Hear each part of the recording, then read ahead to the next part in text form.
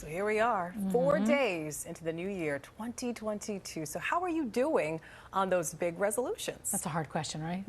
Our real studies show that more than half the people quit within a month, the first month, but there are some simple tricks to help you find your way to a little success. Yes, joining us now to talk about this is psychotherapist and author Niro Feliciano. Welcome back, Niro. Thank you. So first, you tell us that New Year's resolutions don't work. Why is that?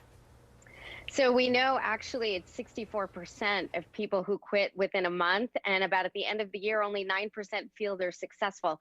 And part of it, if you can think about it as setting a goal is more like a marathon process, and resolutions are pretty much starting the marathon with a sprint. So just in that analogy, you can see why we burn out. We use extreme measures that actually create more stress that cause us to give up. So most people don't actually stick to their resolutions. Well, you talk about sustainable habits. How do you create one of those, and what is the best example of one for people who don't know? Okay, that's a great question. So what we know is over 60% of the resolutions people make have to do with health habits. So let's pick one of those. Someone wants to be healthier this year. A sustainable habit would be something that is small and easy to do. And then once you accomplish that, you build from there. So for example, say we want to drink more water. Everybody wants to hydrate more. What we want to do is just say, okay, I'm going to drink one more glass of water a day than we usually do. Connect it to something that you already do. So perhaps if you drink coffee in the morning, while you're making your coffee, have that one glass of water and then call it a day for that habit. Once that becomes consistent, we want to increase it till we get to the goal that we've set out to achieve.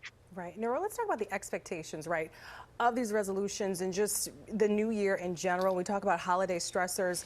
We've been through a lot. A lot of people thought that as they turn the corner into 2022, we'd be happy, right? We'd be like booking travel. That's not the case. There's a threat of like shutdowns and more restrictions being put in place. So how do people kind of grapple with the trauma we've been through and understanding that it's okay to not feel completely optimistic? They can still deal with their feelings in a positive way. Absolutely. And I think we have to acknowledge what we're feeling, whether it's disappointment or anxiety or fear. And oftentimes we think if we acknowledge those feelings, we give more power to it, but that's not the case. We actually then are able to process it better and work through it and move through it. And right now, many people are disappointed. We were feeling very hopeful, and now seeing the changes in the world, we feel like we're almost back where we started in some ways, which is not the case. But some of the feelings may feel that way. And part of that is because we've been through a lot of trauma. We've been through a lot of challenges. So some of those same feelings are going to come up. So what I usually tell my clients is acknowledge what you're feeling, be kind to yourself, ask yourself, what do I need that can help me to feel better, at least move through today, and really be sensitive about how much stress we take on. And that's also, I think, why we're seeing fewer people are making resolutions. Ain't nobody got time for more stress or extreme habits this year. Oh, gosh, I couldn't agree more. It's just adding to the list. Let me ask you a question, though, because I really like sustainable habits. They feel like they're good for us and good for the environment, and you can kind of track some success. How long does it usually take to establish a habit? So they say generally within 21 days, if we're doing something, you're more likely to sustain it. And that's why you want to start small. And really, it's about solidifying that neural pathway that you have to create when you begin a new habit.